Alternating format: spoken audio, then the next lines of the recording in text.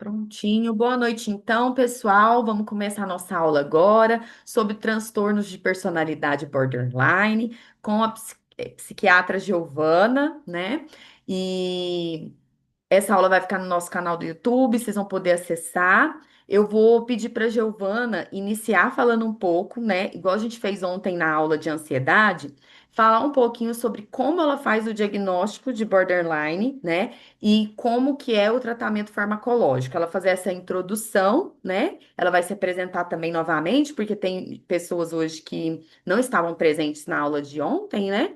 Então, ela vai se apresentar e vai falar um pouco sobre esse diagnóstico e tratamento dentro da psiquiatria, e depois a gente vai abrir para vocês fazerem as perguntas de vocês, tá bom? E trazer algum caso aí de algum paciente. Eu vou só pedir para vocês usarem um nome fictício para não expor o paciente aqui, tá? E aí vocês podem trazer as dúvidas de vocês, tá bom? Fica à vontade, Giovana. Obrigada por ter aceitado o convite, tá? Aqui mais uma vez com a gente, tá? Oi, oi, boa noite, gente. É, Obrigada, Ana, né, pelo convite. Ontem foi bem legal, né? Sim, vamos ver se hoje a gente consegue responder aí as dúvidas, né? Acho que é um assunto que realmente traz muita dúvida para o psicólogo, para o psiquiatra mesmo, né? Então, é um assunto importante, né? Meu nome é Giovana, né? Então, eu sou psiquiatra aqui em Uberlândia, Minas Gerais. Sou formada pela UFO mesmo, Universidade Federal de Berlândia. Fiz residência aqui, né? Atualmente eu tenho um consultório particular. Eu trabalho no CAPS-AD com pacientes dependentes químicos, né? E sou preceptora dos estudantes de medicina também, da Faculdade de Medicina de Berlândia, na FATRA. Bom, acho que para começar, né? É, o, Acho que a coisa que é mais importante da gente tentar entender no transtorno de personalidade borderline e em outros transtornos de personalidade é justamente que eles são transtornos da personalidade, né? Então, quando a gente vai fazer a avaliação da pessoa, a gente tem que tentar entender se aquilo faz parte de traços da personalidade daquela pessoa ou se não, se aqueles sintomas que ela está trazendo são coisas que são estranhas, né, àquela pessoa. Então, se a gente for pensar na personalidade enquanto um grupo de características, né, que são mais ou menos ali fixas, né, assim, são estáveis, né, daquele indivíduo, né, ao longo da vida. Então, acho que uma das coisas que é muito importante, né, para a gente fazer esse diagnóstico é tentar entender o início dos sintomas, né? Quando que esses sintomas começaram. Para ser um transtorno da personalidade, a pessoa tem que ter começado com sintomas ou ali no mínimo no final da adolescência, né, e início da vida adulta, que é o momento em que a personalidade ela está sendo formada, né, assim, mais fixa. E aqueles sintomas, eles têm que ser carregados para a vida adulta em diversos contextos da vida da pessoa, né? Então, não pode ser uma coisa que é restrita a um ambiente só, né? Por exemplo, a um ambiente familiar, ou que está restrita a algum tipo de adoecimento, né? Então, o que a gente vê no paciente borderline, na maior parte das vezes, é que a pessoa ela tem sintomas que já se iniciam ali na adolescência, né? É, e que muitas vezes estão relacionados assim a ambientes familiares ou sociais, né? Enfim, que têm contextos muito difíceis, né? Então, a grande maioria dos pacientes que têm um transtorno de personalidade borderline sofreram algum tipo de ou violência ou negligência, né, durante a infância, durante a adolescência. Isso em geral no ambiente familiar, né, que é o núcleo mais estável ali, né, na vida da pessoa, nesses momentos da vida, né? Então, a gente vê que tem uma incidência muito grande, assim, de histórico, né, de violência sexual ou de violência física ou de negligência na história dessas pessoas, né? E aí, acho que uma coisa que é importante é a gente tentar separar, né, outros tipos de adoecimento, né, do transtorno de personalidade borderline. Porque muitos dos sintomas, às vezes, eles podem se confundir, por exemplo, num estado depressivo, né? Então, é diferente da pessoa que tem esses sintomas durante toda a vida, em vários contextos, durante muitos anos, né? Da pessoa que às vezes começou a ter algum tipo de sintoma é, há alguns meses, né? E que estão associados muito a um estado depressivo ou a um estado ansioso, né? Então, essa diferenciação acho que é importante, né? Então, né, assim, o que que são os sintomas, né, do transtorno de personalidade borderline, né, para a gente fazer esse tipo de diagnóstico, né?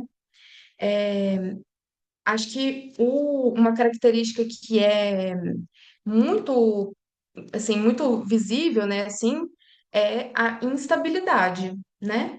Então, a pessoa ela tem uma instabilidade no humor, né? Ela tem uma instabilidade na autoimagem, ela tem uma instabilidade nas relações, né? É uma pessoa que ela não. A personalidade dela é instável, né? No sentido de as características da personalidade são, né, mais ou menos estáveis, né? Ela sempre tem aquelas mesmas características, mas ela tem como característica essa instabilidade em vários âmbitos da vida, né? É, e essa instabilidade, ela é persistente, né? Então, é um desequilíbrio, né? Ali em vários contextos da vida da pessoa, né? E que geralmente está associado muito a uma impulsividade também, né? Então, acho que essas duas características, né, são uma das são as mais importantes, né? É a instabilidade e a impulsividade, né? Se a gente for olhar nos critérios diagnósticos, né, a pessoa, ela tem, né, que ter ali pelo menos 5, né, dos 9 critérios que eles colocam no DSM, né? É muito comum a gente achar todos os sintomas, ou quase todos, em uma pessoa só, né? Então, né, vamos olhar, assim, né, o que são esses sintomas, né? Então, a pessoa faz esforços, né, desesperados para evitar algum tipo de abandono, né? Seja um abandono real ou um abandono imaginado, né? Então, a pessoa ela tem muito como um pensamento assim mais fixo, né, de que ela é inferior, de que ela é insuficiente, de que todas as pessoas vão abandonar ela, né? Então, isso em relações profissionais, relações sociais, amorosas, né? E a pessoa ela tem geralmente um apego muito grande assim, né, a essas relações, porque aí, né, outro critério que tem é essa autoimagem, né, instável, esse senso, né, de si mesma instável. Então, a pessoa, ela geralmente se apega a relacionamentos como uma forma de se entender, né? Então, ela muda um pouco ali as características, né, dela, conforme o tipo de relacionamento que ela tem, né? Ela se apega, né, na pessoa, e muitas vezes a gente vê que, às vezes, no início de um relacionamento, a pessoa ela até ganha uma certa estabilidade, né? Mas depois o medo de abandono, né, a impulsividade, enfim, a instabilidade no geral, vai permeando, né, esse relacionamento, e aí a pessoa vai tendo uma piora. Outra coisa, né, que pode acontecer, é, né, que a gente precisa procurar é essa impulsividade em vários âmbitos da vida, né? Então, muitas vezes a gente ouve, né, a pessoa falando assim que ela tem que fazer coisas, às vezes, muito exageradas para ela se sentir viva, né? Então, ela tem relações sexuais com muitas pessoas, ou entra em relacionamento, né, à torta e à direita, ou a pessoa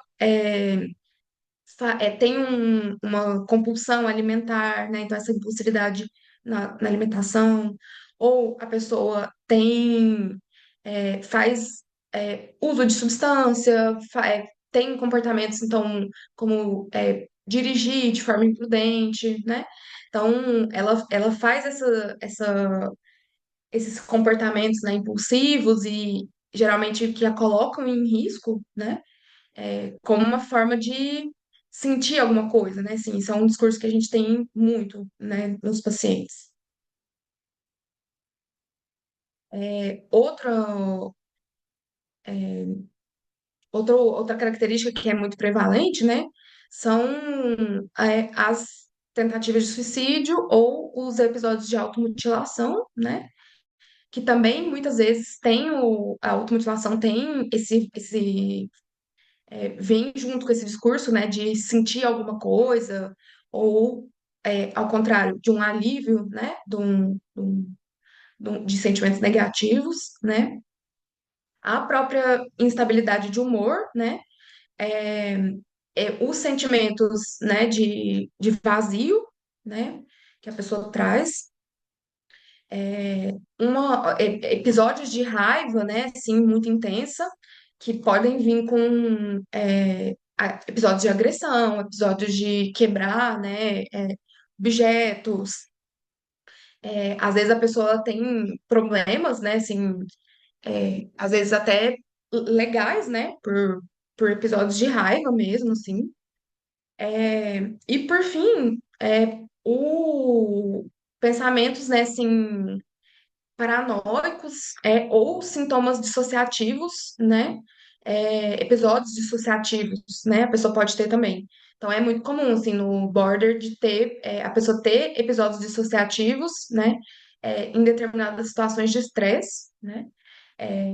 E aí a pessoa traz isso, né? Assim, essa sensação de estar fora da realidade, né? Ou fora do próprio corpo, né? Essa sensação de estranhamento, né? Da realidade. Ou então, episódios que beiram ali a psicose mesmo, né?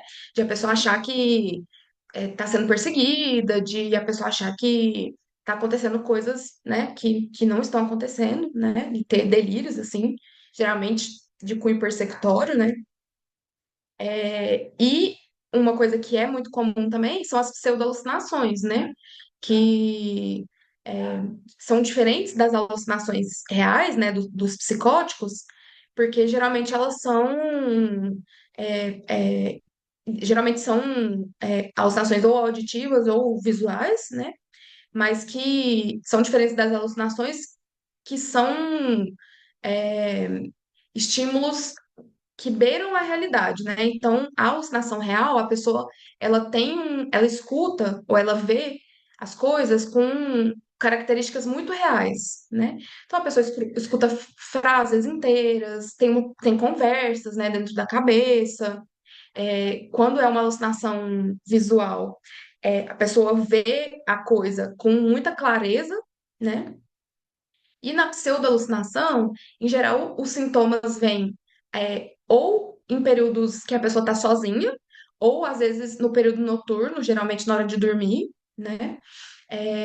E a pessoa geralmente escuta coisas, frases, ou não, geralmente não tem frase, né? Ou palavras soltas, ou chamando o nome, né? É, ou às vezes um barulho estranho, é, como se alguém estivesse entrando na casa, né? Algo assim. E quando a pessoa vê alguma coisa, geralmente é no sentido de ver vultos, tem mais a impressão de ver alguma coisa do que realmente ver algo de fato, né? Tudo isso, né, são coisas que a gente vai investigar durante o atendimento psiquiátrico, né? Muitas vezes a gente precisa de mais de uma consulta para conseguir entender todos esses sintomas, né? E uma coisa que é importante, né, da gente entender é que o tratamento medicamentoso, ele é um tratamento sintomático que não tem uma eficácia tão grande, né?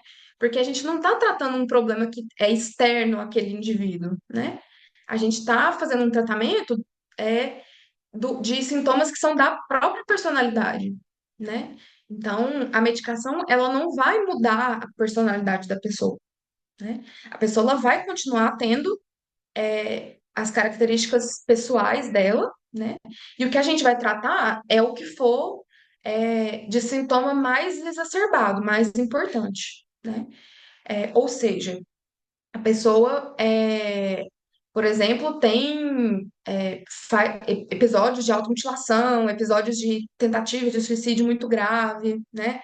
Ou a pessoa tem uma instabilidade de humor que atrapalha muito, né, ela na vida dela.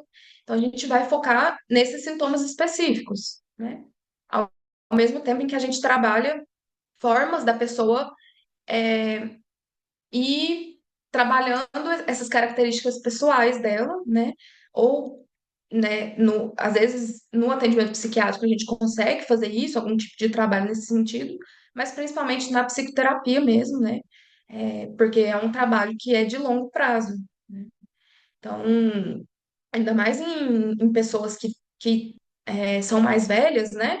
Então, ali depois dos 30, 40, 50 anos, né? Que a personalidade está mais rígida ainda, né? É, é mais difícil ainda da gente fazer esse tipo de trabalho, né? Uma coisa que é interessante da gente observar é que muitas vezes a impulsividade, esse sintoma específico, é um sintoma que melhora com a idade, né? Naturalmente, mesmo se a gente não fizer nada, né? Então, os outros sintomas não, mas a impulsividade geralmente melhora com a idade nos pacientes borderline. Isso não é né, fixo, assim, mas é uma coisa que dá para observar. E aí, o que que a gente vai usar, né, de medicação nesses pacientes, né? Primeiro, a gente vai tentar identificar se a pessoa tem também uma comorbidade, né?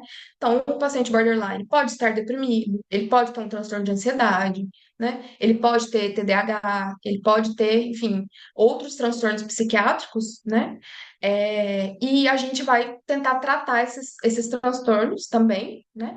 Então, se o paciente estiver deprimido, a gente vai tratar a depressão, vai usar um antidepressivo, né? Se o paciente, por exemplo, tem um TDAH, vamos tentar tratar esse TDAH, né? Lógico, tendo em vista a importância dos sintomas, né? Assim, o que a gente vai tentar classificar ali o que que a gente vai tratar primeiro, né? O que que a gente vai abordar primeiro, o que que está sendo mais relevante, né, para aquela pessoa. Um tipo de medicação que a gente costuma usar muito no paciente borderline é o estabilizador de humor, né? Ele não tem uma eficácia assim tão boa, mas são medicações que geralmente dão certo para pacientes borderline, justamente porque a questão da impulsividade e da instabilidade são muito importantes, né, nesse tipo de paciente.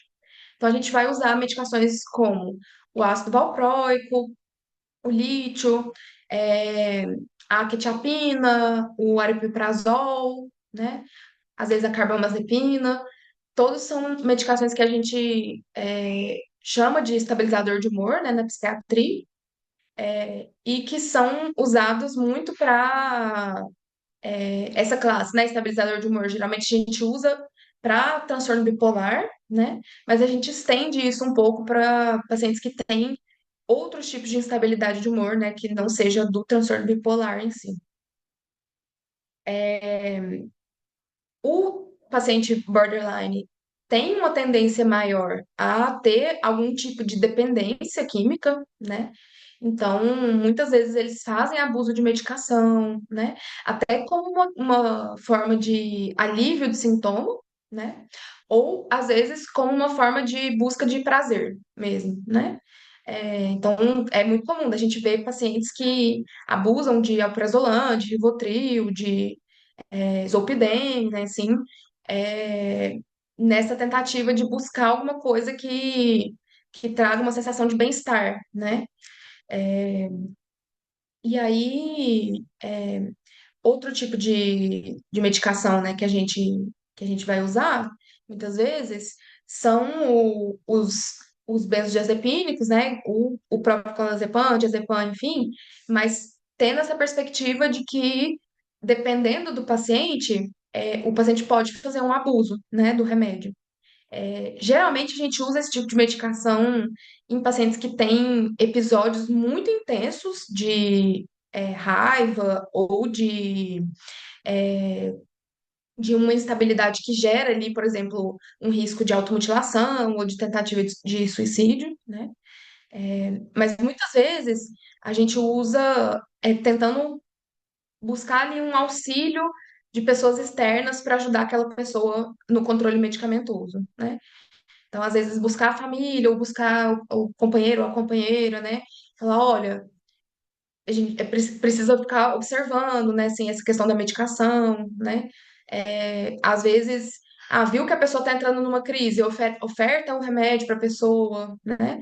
Então, porque às vezes a própria pessoa não consegue ter esse autocontrole, né? Então, às vezes vai precisar de alguém externamente para ajudar no controle da crise, né? Tomando esse tipo de medicação.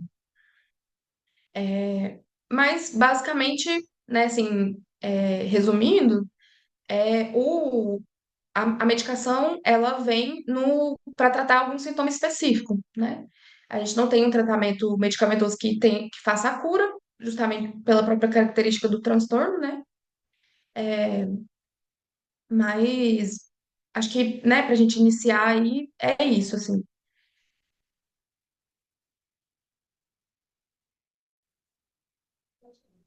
Certo. Alguém tem alguma pergunta? Quer trazer algum paciente, alguma dúvida para a gente poder começar? Sandra, Letícia, Débora, se já tiveram algum paciente com um transtorno de personalidade borderline, vocês conseguiram conduzir? Vocês tiveram dúvidas? Como é que foi? Oi, Ana, boa noite, Giovana. Então, eu tenho uma paciente que ela disse, ela chegou na anamnese, né, que ela falou, que na adolescência ela teve o diagnóstico de borderline. Ela falou que tomava uma série de medicamentos, ela tentou suicídio, e foi essa questão de abandono. O pai dela saiu de casa muito cedo, ela não conhecia o pai dela, ela, na tentativa ela falou que não se encaixava na família que ela estava. Então, ela queria conhecer a família do pai dela. Ela tinha essa sensação de abandono. Aí ela foi atrás da família do pai dela, acabando que não foi nada daquilo que ela imaginou, passou por muita decepção, e acho que 16 anos ela tentou suicídio. Aí ela falou que fez um tratamento, foi pelo CAPS, e o psiquiatra diagnosticou ela como borderline. Hoje ela está com 25 anos. Ela chegou, não tem, assim, ela não tem traços de borderline. Ela chegou para tratar, assim, questões relacionadas à ansiedade, insegurança, sobrecarga no trabalho, mas ela não tem. Ela falou que parou de tomar os medicamentos, falou que desmamou, ela falou que já tinha já mais de um ano, mais ou menos, ela falou que fez o desmame. Ela parou de tomar todos os medicamentos, que ela falou assim que não se encaixava naquele diagnóstico. Mas, enfim, eu até hoje eu tenho dúvida de como trabalhar, de como assim seguir, entendeu? Se é borderline mesmo, porque não tem, não existe, né, a pessoa ser diagnosticada com borderline e depois não ser mais. Aí eu fiquei com essa dúvida. Isso é uma coisa que é muito importante, assim, na hora da gente fazer o diagnóstico, porque é um diagnóstico que, teoricamente, é para o resto da vida, né? Então, precisa ser feito com muito cuidado, assim. O que que acontece? Sendo um transtorno de personalidade, a pessoa precisa, antes de tudo, para ela ser diagnosticada, ela precisa estar com a personalidade dela formada, né?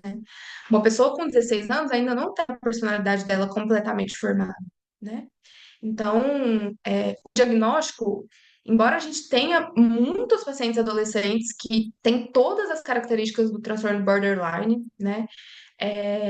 E a gente vê que geralmente o paciente border ele tem essas características já desde muito cedo, assim. Apesar disso, não é um diagnóstico que a gente faz antes dos 18 anos.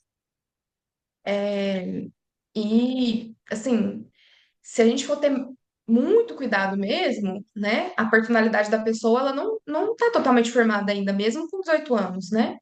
Vai terminar de ser formada ali com 21, 25 anos, né? É, é, é um pouco mais, assim, prudente a gente esperar, né, assim, os 18, pelo menos, porque, às vezes, características que são próprias da adolescência, né, às vezes estão um pouco mais exacerbadas ali naquela pessoa, né? É, e aí trazem todo um quadro, né, de sintomas de transtorno de personalidade borderline. E aí depois a pessoa ela consegue, né, no início da vida adulta, ganhar uma estabilidade, né? Dependendo do tipo de intervenção que a gente faz, né? Às vezes a pessoa ela consegue ter uma melhora em alguns aspectos, né? Justamente porque a personalidade dela ainda está sendo moldada, né?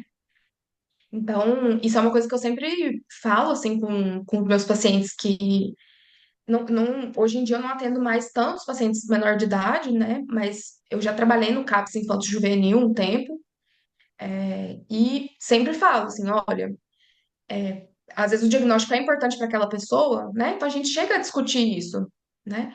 Mas eu falo, olha, é, a gente não dá esse diagnóstico antes dos 18 anos, né? É importante a gente esperar, né? Porque às vezes vão acontecer mudanças na vida daquela pessoa e ela vai ter uma melhora de algumas coisas, né? O adolescente deprimido, às vezes, ele é mais impulsivo, ele vai fazer mais tentativa de suicídio, né? Mais do que uma pessoa adulta, né? Justamente porque na adolescência a gente é mais impulsivo mesmo, a gente tem mais algumas características, né, que são dessa instabilidade, né? Então, eu acho que é isso. Agora, pode acontecer, por exemplo, da pessoa ter um transtorno de personalidade borderline e ter fases em que ela tem sintomas menos intensos, né? Pode. E aí precisaria de uma investigação para a gente entender se ela ainda, se aquele diagnóstico ainda faz sentido para ela ou não, né?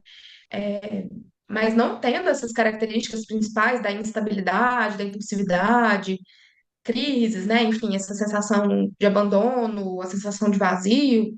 Não tendo isso, né? Só não tem um transtorno, porque realmente não é uma coisa que a pessoa uma hora pode ter e outra hora não, né? Igual eu falei, às vezes varia a intensidade do sintoma só, né? Mas muitas vezes acontece isso, né? Da pessoa receber um diagnóstico em determinado momento da vida, e aí depois tem uma melhora dos sintomas e às vezes aquele diagnóstico não faz mais sentido, né? Assim, então, por isso que precisa ter muito cuidado, né? Assim, quando a gente vai fazer esse tipo de diagnóstico. Obrigada, Giovana. Esclareceu bem. Eu tava ficando na dúvida se é ou não é. Não tem como ter uma cura, né? Sou diagnosticada com um transtorno de personalidade, né? E, tipo, passar. Não tem como. Mas pode acontecer, né? Infelizmente, tem muitos diagnósticos errôneos também. Eu até tenho uma paciente que até eu e a Ana compartilhamos essa paciente um tempo, né? Que ela recebeu vários diagnósticos de transtorno de personalidade diferentes, né? É, Ali na adolescência, início da vida adulta, né? É, e depois de muito tempo com ela, assim, conversando e tudo, eu fechei esse diagnóstico, né, de transtorno de personalidade borderline, que era o que fazia mais sentido. Mas ela tinha muitas características, assim, de outros transtornos, né? Tinha momentos em que ela estava mais deprimida, né? Então, as coisas às vezes se confundem muito, né? Então, é um diagnóstico que às vezes é muito complexo. Pacientes que às vezes já vão chegar ali, 30 anos, 20 e poucos anos, né? E que parece que o paciente lê o livro e tá te falando tudo certinho, né? Assim, tem muitos pacientes. É um transtorno que tá muito bem estabelecido porque os pacientes têm características muito semelhantes mesmo, assim. Agora, tem outros que são, nossa, muito difíceis, assim. E aí, essa fase do início da vida adulta e final da adolescência é uma fase que é muito conturbada, acho que para todo mundo, né? Assim, acho que todo mundo, se for olhar, e quem que eu era com 18, 20 anos e quem que eu sou agora com 30, com 40, né? Assim, é, é muito diferente, né? Então, é um momento ali que é muito complexo, né? Assim, sem contar pacientes que recebem outros tipos de diagnósticos, né? Assim, que não o transtorno borderline. Essa paciente, por exemplo, que eu tô falando, recebeu o diagnóstico de transtorno bipolar, né? Foi aventada ali, às vezes, uma hipótese de esquizofrenia. Tem pacientes que têm isso aí na cabeça, que tem esquizofrenia. Na verdade, você vai ver, é um paciente borderline, né? Porque ele chega falando, que eu vejo vulto, escuto vozes, né? Às vezes a pessoa é meio paranoica ali com essa coisa do abandono, aí recebe um diagnóstico, né, de esquizofrenia, às vezes de um não especialista, ou, né, enfim. É um diagnóstico que é muito difícil, porque confunde muita gente. Muito complexo, né? Essa paciente específica que a gente compartilhou, ela foi um caso assim muito difícil para mim, porque eu tinha acabado de sair da faculdade. Então, assim, foi minha primeira paciente e já veio assim, né, como diz, uma bomba para mim, né? E eu fiquei assim muito preocupada, porque eu queria ajudar, eu queria resolver, e aí eu falava com todos os meus professores, eu pedi orientação e tudo, e eles falavam: "Olha, Ana, ela precisa medicar, é um atendimento mais complexo, encaminha. E aí eu ficava ali tentando desenvolver o máximo que eu pudesse com ela para depois direcionar para outro profissional, porque até dentro da psicologia, né, a abordagem que é mais usada para transtorno de personalidade é a terapia de esquemas ou a DBT, né, que é a terapia dialética. E não é a minha abordagem, porque eu trabalho com a TCC clássica, né? Então eu falei, eu vou desenvolver o máximo que eu puder ali das crenças, flexibilizar ela e tentar fazer essa psicoeducação para ela se medicar e depois eu vou indicar para um da DBT, né?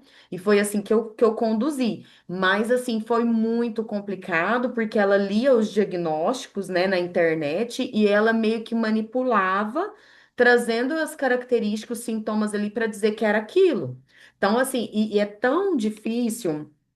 Porque às vezes o paciente vê conteúdos, por exemplo, num filme da Netflix, de serial killer, de assassinato, dessas questões, aí ele vai e se entra dentro daquele personagem, começa a trazer isso para terapia e dizer que ele pensa essas coisas, que ele tem vontade de fazer isso. Então, assim, é muito confuso para a gente ir ali. Filtrando e chegar num diagnóstico, sabe? Porque o que que é de verdade dele, e o que que ele tá manipulando, o que que ele leu e tá dizendo que é dele, o que que ele, né, assistiu de conteúdo e tá reproduzindo. Então, assim, é muito difícil mesmo, sabe? E aí eu queria que você trouxesse, ô Giovana, falando sobre a diferença do bipolar com o border. Porque eu tenho uma paciente, né, que eu abri aqui para compartilhar dela, que é uma paciente que eu tô com dúvida. Ela veio com o diagnóstico do primeiro psiquiatra dela de bipolaridade, só que eles não fecharam, eles falaram traços de bipolaridade, não fechou o diagnóstico dela, falou inconclusivo, colocou ela tomando lítio, que não foi muito bem para ela, já tomou também fluoxetina por um ano. E o toque, né? A compulsão por limpeza, portas, janelas. Ela não tem histórico de, de suicídio, mas ela tem de mutilação, de comer as unhas, cortar todas as unhas, né? Então ela traz isso.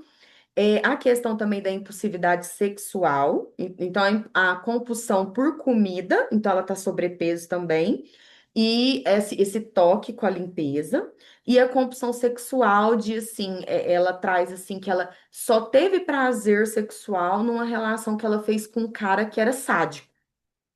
Então, uma coisa que tinha que ser intensa demais. Então, quando ela vai me trazendo isso, eu vou pro border, né? Então, eu não vou para bipolar.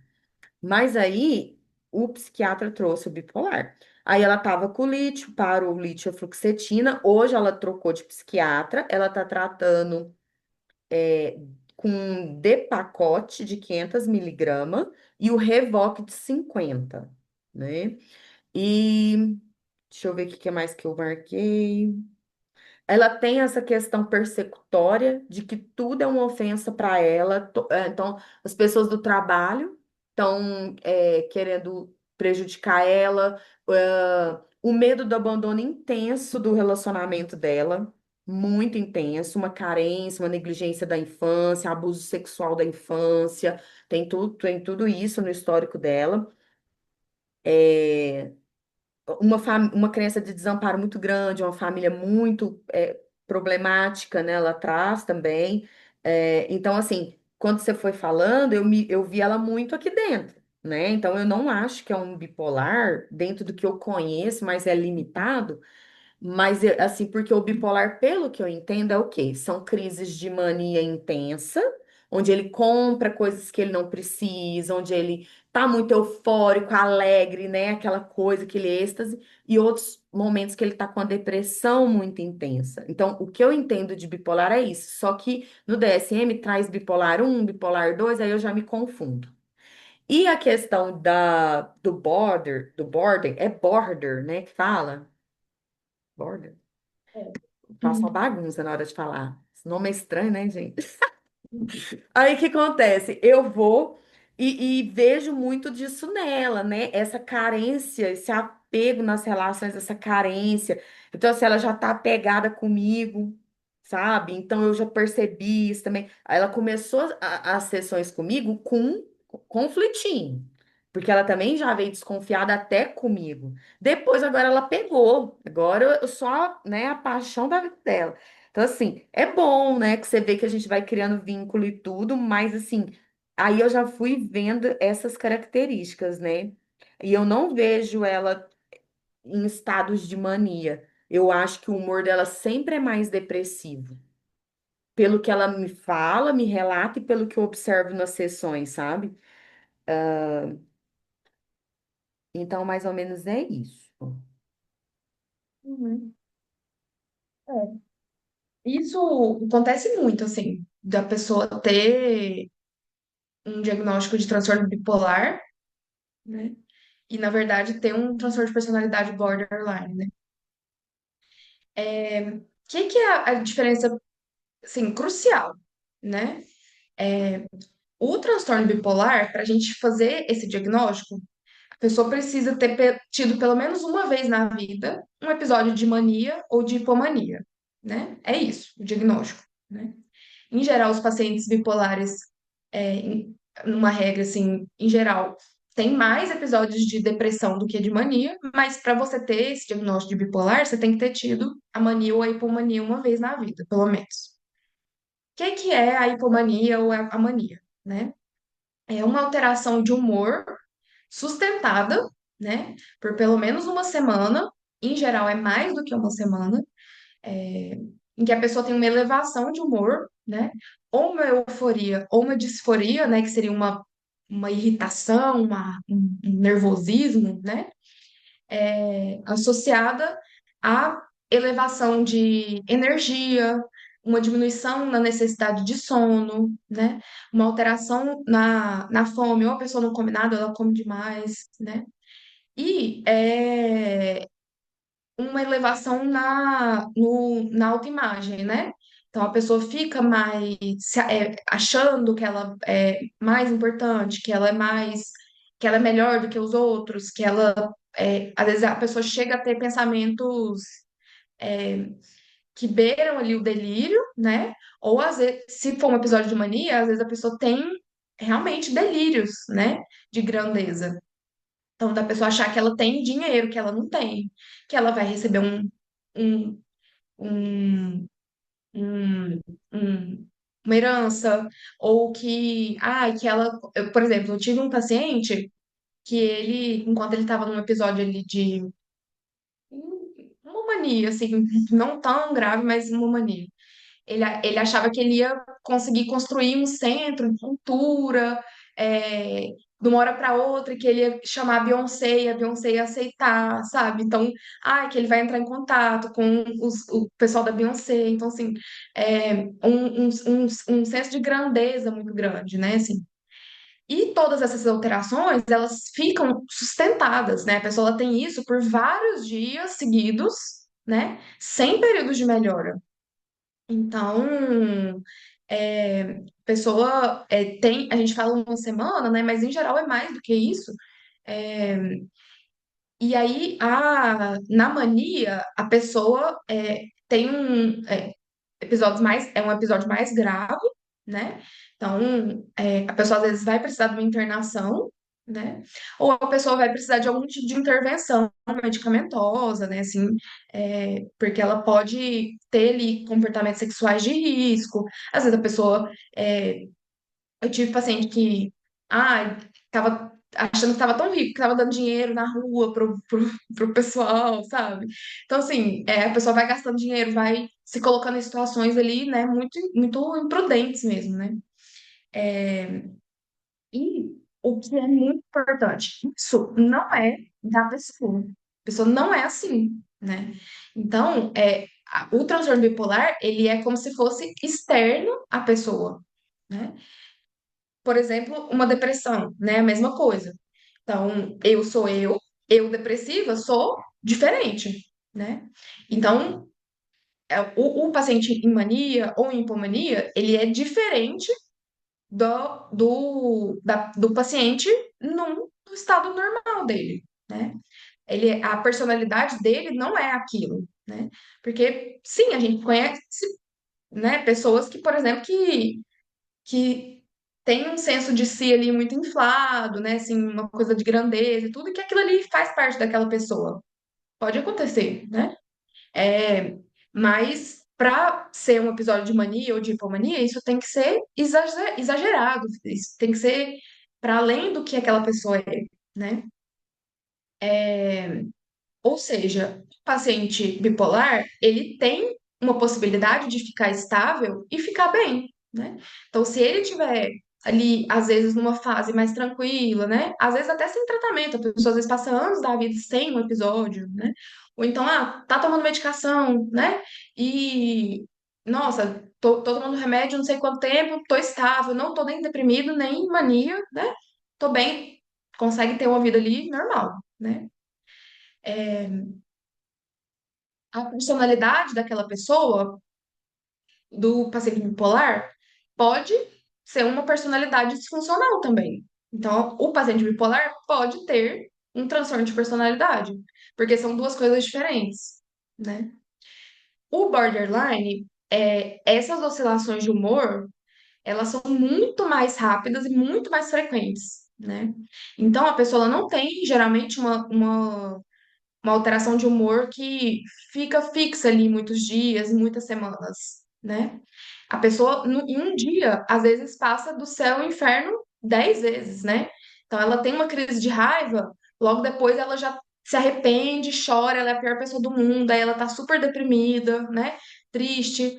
Aí depois, às vezes, nossa, mas aí tô aqui com meu amorzinho, aí fica muito eufórica, né? Ou então, aí entra numa coisa impulsiva, vai se relacionar com outras pessoas, né? Ou seja, enquanto o paciente bipolar ele oscila, né, durante as semanas, durante os meses, o paciente borderline ele oscila durante o mesmo dia, né? E isso é uma característica que a gente pode observar que é muito fácil da gente perguntar para a pessoa, né? É, e isso indica mais um border do que um bipolar, né? Igual eu falei, o border pode ter transtorno bipolar, né?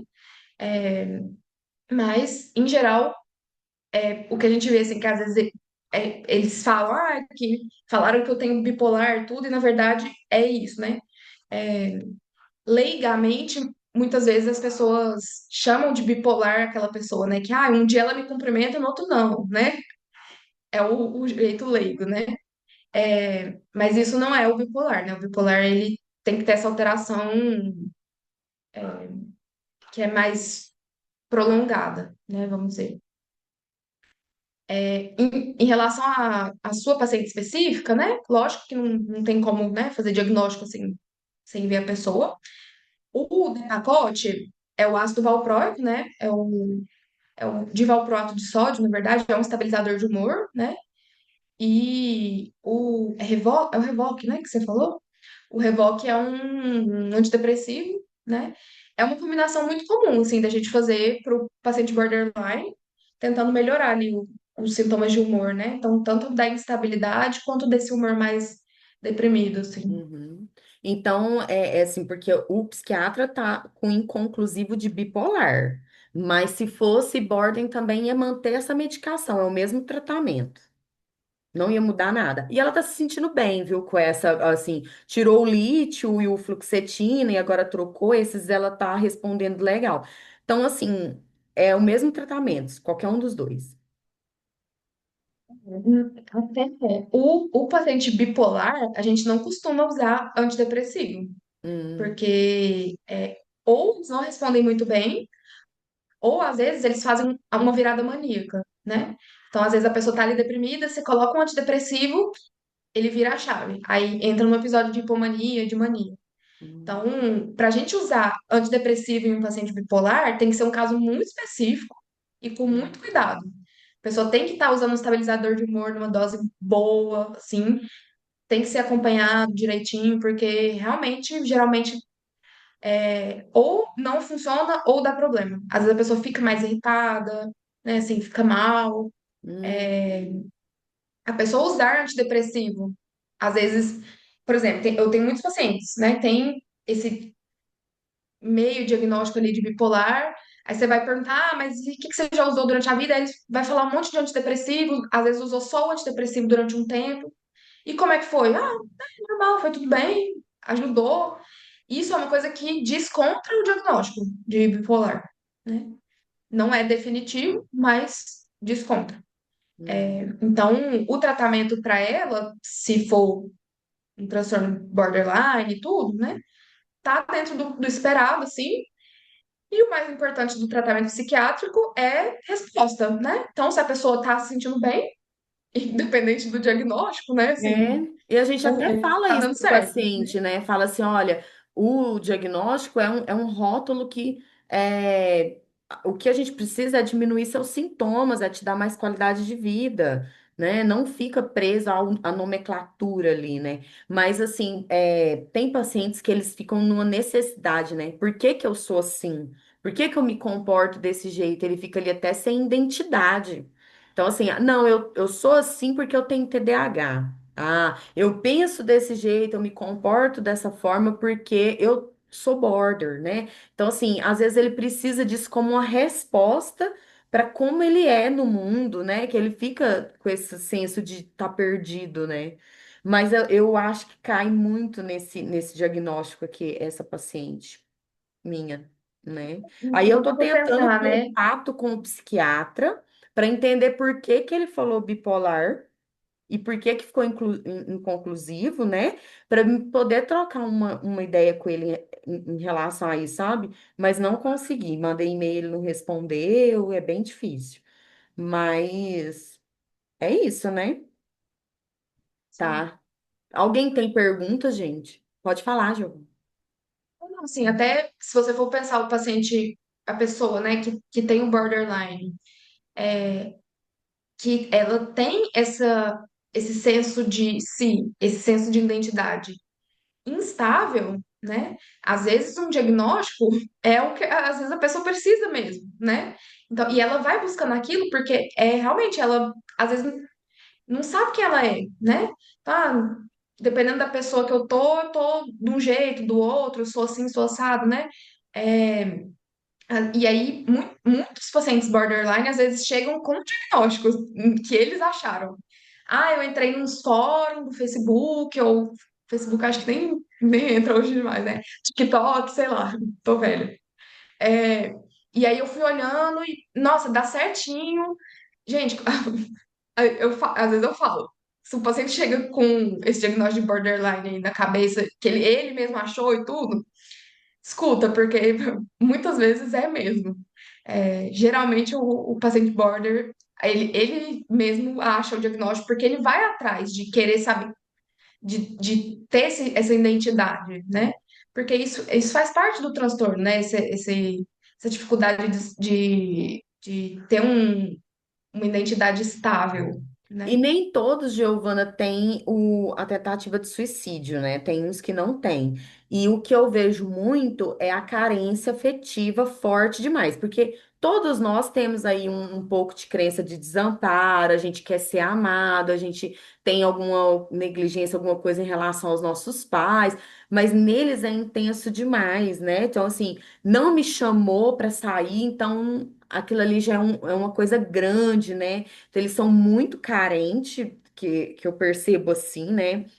E, assim, esse tratamento dela não tá tratando toque, né? Compulsão por comida, por limpeza, esses remédios não trata toque, não. Bom, sim, mas geralmente pro toque a gente usa doses bem altas, assim, do antidepressivo, sabe? Ele tá 50 Mas no toque, não não tá seria para isso, tratando. não. Aí teria que aumentar para poder tratar o toque. Por conta do transtorno, né? O tratamento do toque é com antidepressivo em doses altas, né? Agora, às vezes o dela não é um toque, às vezes é um sintoma, né? Do próprio transtorno border, né? Então, tem que fazer essa diferenciação e entender aí, né, onde que a gente vai atuar em termos de medicação. Entendi. Tá. Gente, mais alguém? Jonathan, deixa eu ver o que ele tinha posto no chat. Deixa eu ver o que ele perguntou. Hum. Ó, existem evidências na literatura sobre possíveis regiões prejudicadas no sistema nervoso? Pois parece que o transtorno de personalidade border passa pelos principais transtornos e, mesmo assim, possui características únicas. Uhum. Então, não tem muitas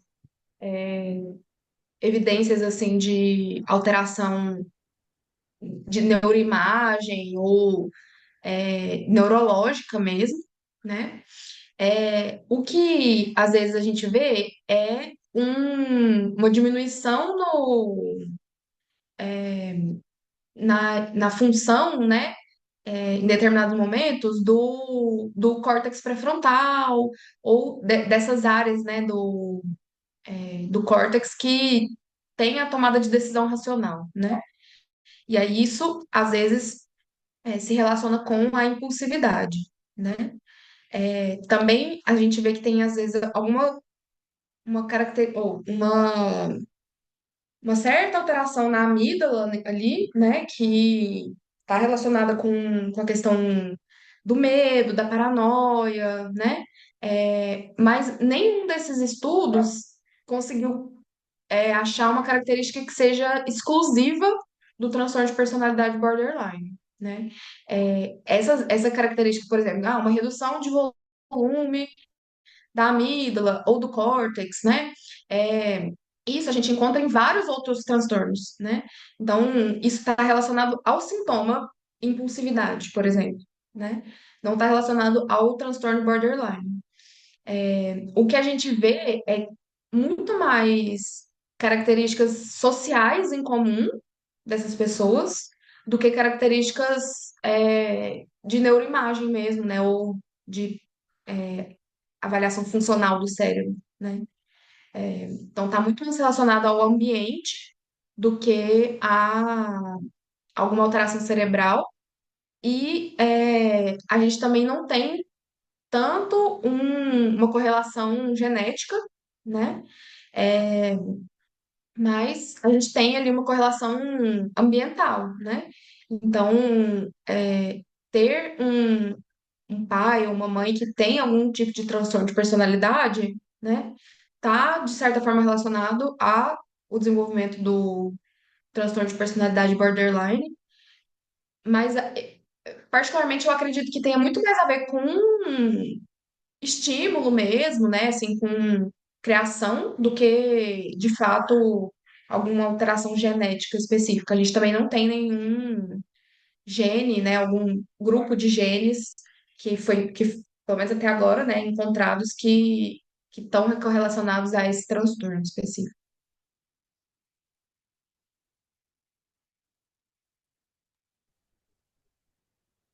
Certinho respondido. E mais alguém tem dúvidas, perguntas? Pode perguntar também sobre diagnóstico diferencial, né? Que às vezes a gente confunde, igual o bipolar, do Borden. Também pode ajudar nesse sentido. Essa Oi, questão que eu falei da manipulação, o Borden ele manipula ou não? Sim, eu acho que se encaixa na questão de fazer esforços, né, para não Sim. ser abandonado, É. né? Hum. Então, é uma manipulação que vem no sentido de talvez um pouco diferente, né, assim, por exemplo, do paciente antissocial ou do paciente narcisista, né? É uma manipulação que vem, às vezes, desse medo de ser abandonado, de ser deixado, né? Mas sim, a gente vê, tem muito, assim, essa questão da manipulação, né? Quando a gente vai investigar o que que tem por trás, geralmente é isso, né? Essa coisa do abandono. Débora, pode abrir o microfone e perguntar? Eu te interrompi. Oi, minha gente, boa noite.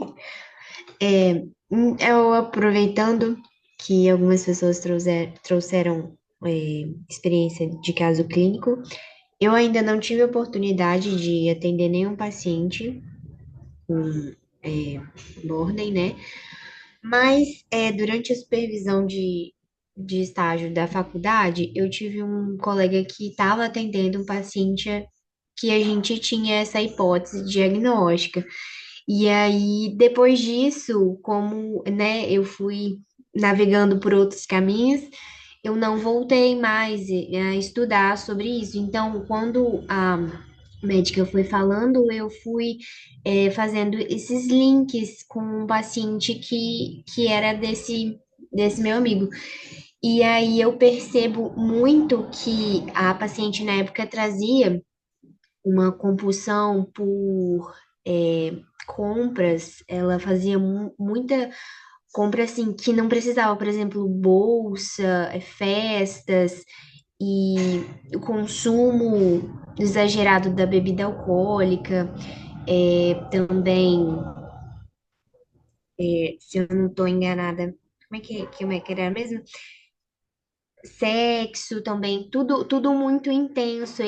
Ela tinha um namorado, traía, e aí termina o namoro, aí volta, e aí se relaciona com pessoas do mesmo ciclo, nessa sensação de aventura sempre, sabe?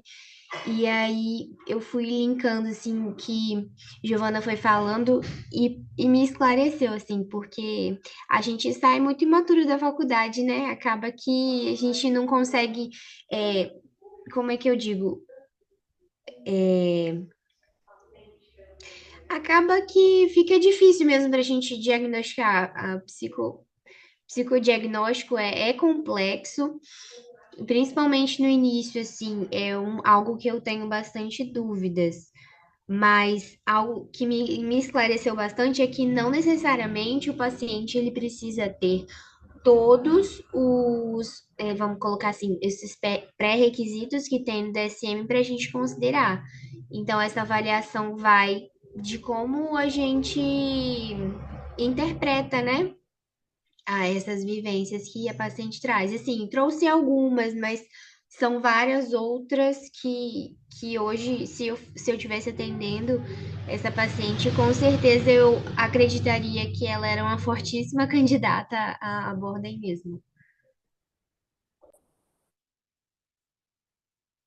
Foi, meninas, era isso que eu tinha pra falar. Então, Giovana, mas aí ela traz histórico de compulsão por compras, não seria bipolar? Numa fase maníaca? Ou seria o Então, toque aí, com obsessão compulsiva por compras? Ou Mas o toque é aí, só para limpeza? Não, né? O toque ele vai mudando, né? Você pode trocar de estímulo. Primeiro é limpeza, depois vai para pornografia, depois vai para compra. Você pode ir trocando, né? uhum. O toque tem vários outros sintomas possíveis, né? Não só da limpeza, assim. Agora, essa coisa da compra é uma coisa que pega muito, porque às vezes a pessoa fala sobre, tem momentos que eu compro demais, não sei o quê, aí às vezes a pessoa já pensa, bipolar, né? Só que o que que é a questão? É, Pergunta para a pessoa como que é essa impulsividade aí para compras, né? Aí, geralmente os pacientes que têm alguma compulsão por compras ou fazem essas compras de forma impulsiva, né? Seja paciente ansioso ou paciente borderline, tudo, né?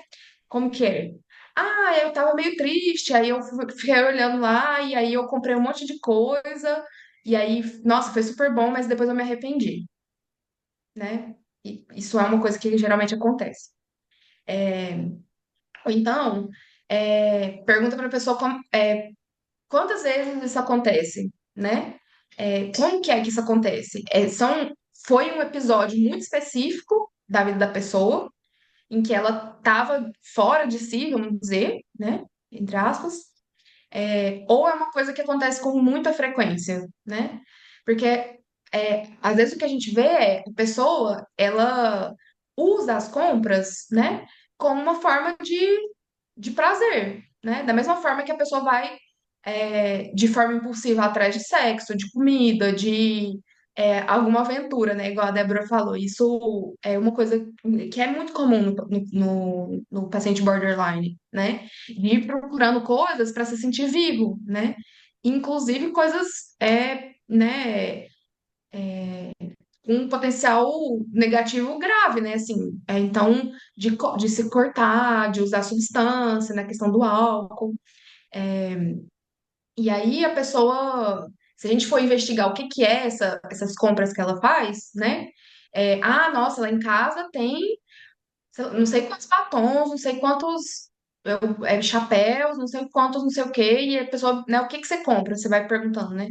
E como que são? E isso faz parte da rotina da pessoa de alguma forma, né? Isso diz mais de uma característica de personalidade do que um episódio de hipomania ou de mania, né?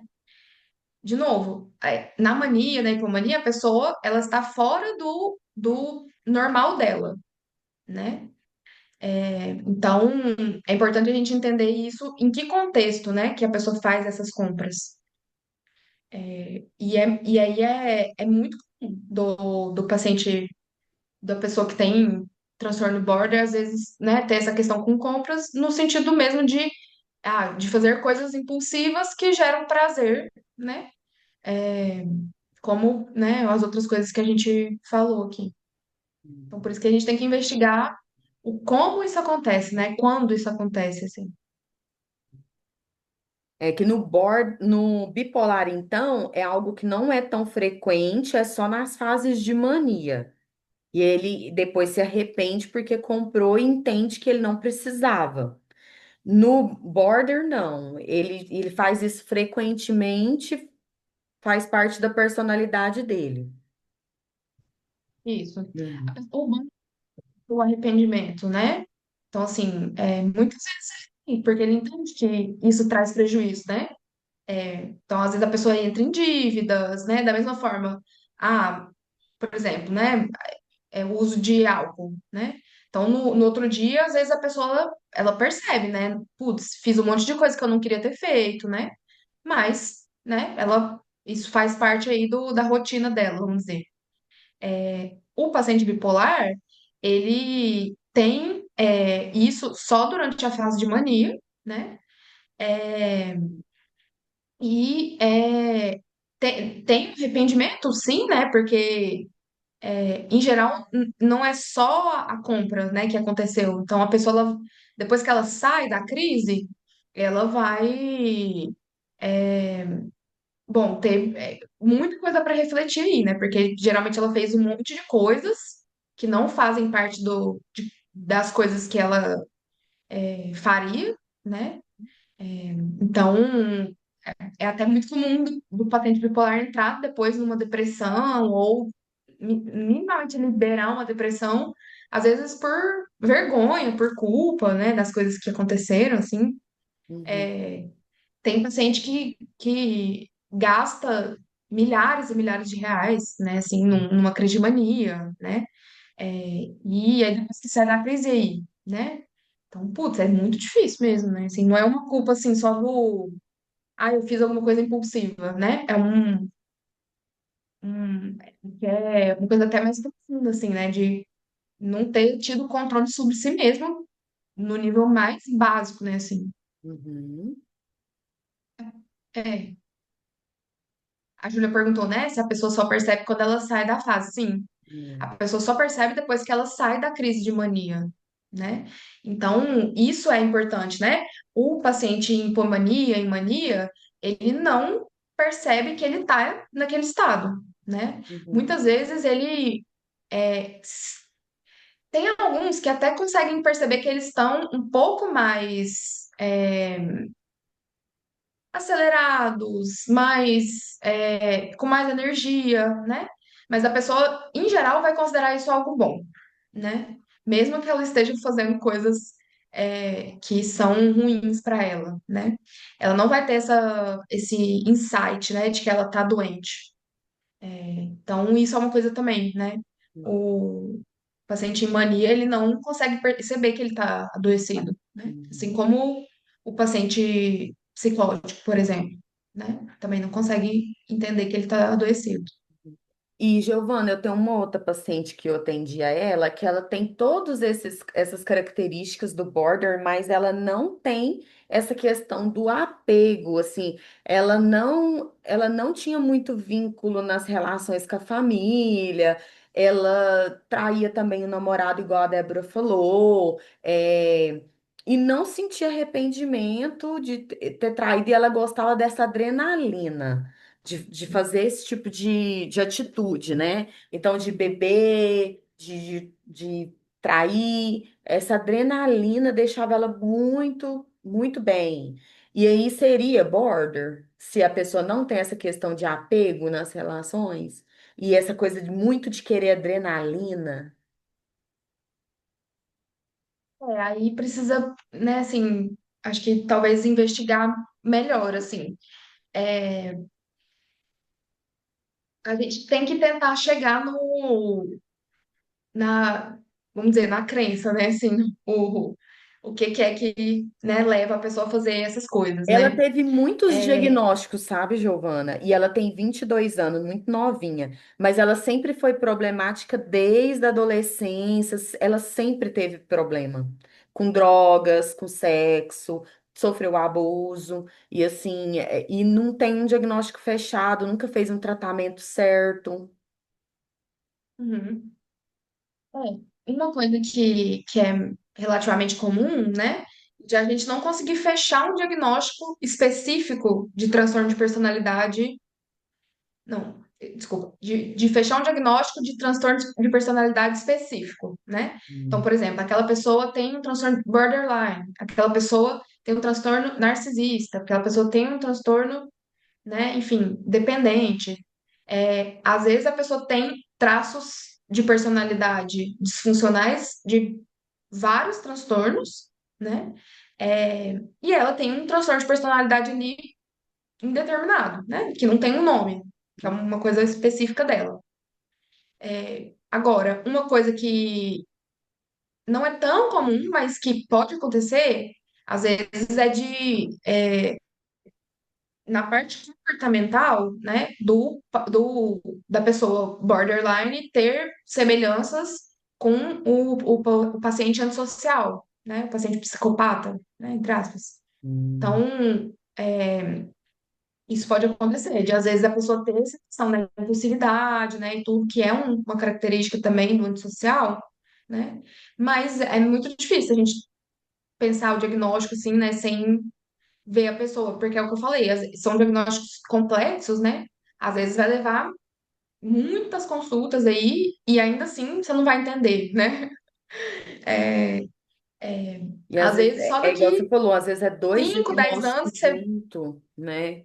é, Você pode ter às vezes dois transtornos de personalidade, dois, pode. três de personalidade. Não. Ou assim, não exatamente ter dois diferentes, né? Mas ter características de dois, né? Então, eu tenho algumas características do border, mas lá na listinha não consigo fechar aquele diagnóstico de border, né? Aí eu tenho mais algumas características do histriônico, tenho algumas características do narcisista, né? Hum, Não, essas características não conseguem fechar o diagnóstico, né? Que igual, por exemplo, do border, precisa ter 5 características das 9, né? E às vezes eu não vou ter essas 5, vou ter duas, três, né? Mais duas, três de outro, mais uma de outro, né? É, porque assim, traços de personalidade a gente tem inúmeros, né? A uhum, questão é a disfuncionalidade da coisa, né? uhum. E aí, né, o grau ali, né, de disfuncionalidade. E às vezes a pessoa tem alguns traços de personalidade disfuncional, mas não um transtorno de personalidade específico, né? Certo. Perguntas, pessoal. Já estamos caminhando para o final, então quem tiver, vocês têm no máximo 5 minutos, senão a gente prolonga demais.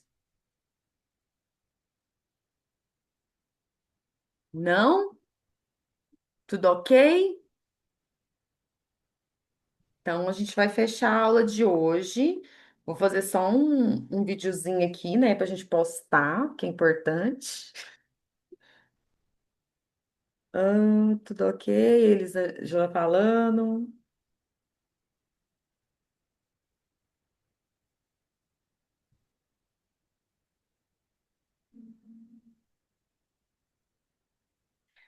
Pronto, gente. Mais nada?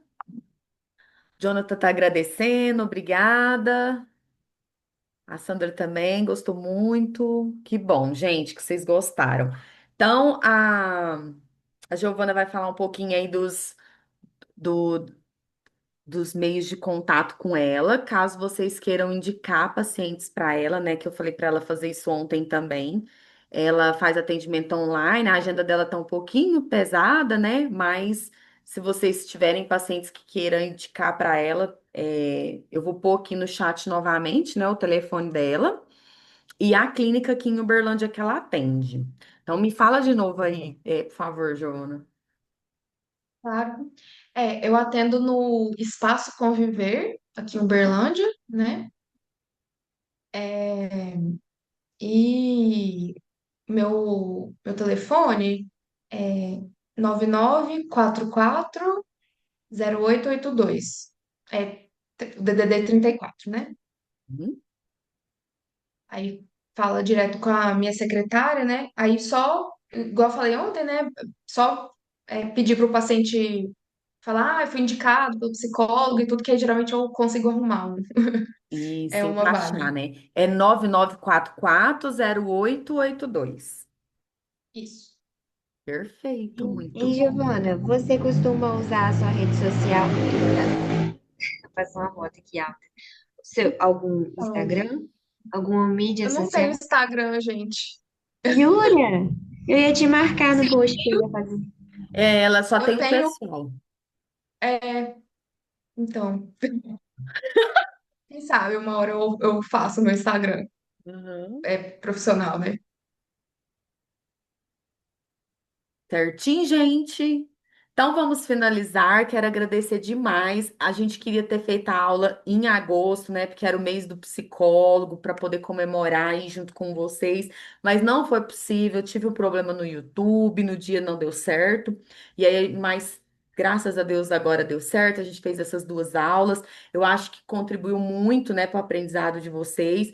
E eu reforço a importância, né, do atendimento da psicologia junto com a psiquiatria. Eu acho que os dois, né, conseguem aí trazer resultados bem mais efetivos para o paciente. Então, se você tem pacientes, principalmente, que têm questões de medicação, entre em contato com o psiquiatra dele. Todos os pacientes que você tiver que tem medicação, fala com o psiquiatra, porque vai te ajudar muito mais a conduzir o tratamento, né? Ela colocou aí o sobrenome dela, tá? Giovana Coelho. Gente, então é isso. Muito obrigada pela participação de todo mundo. Vou deixar gravada a aula para vocês se reverem quando quiser. Se quiserem ver o Instagram pessoal da Giovana, eu acho que ela não se importa também. Às vezes surgir alguma outra pergunta, alguma coisa, né, durante a semana, quiserem perguntar para ela também, acho que não tem problema. Pode ser, Giovana? Pode, claro, qualquer dúvida pode me mandar mensagem, né? Se quiser discutir alguma coisa, É arroba Giovana, aberta. underline ou ponto? Ponto. Ponto na, Quer né? que eu coloque aqui? Pode.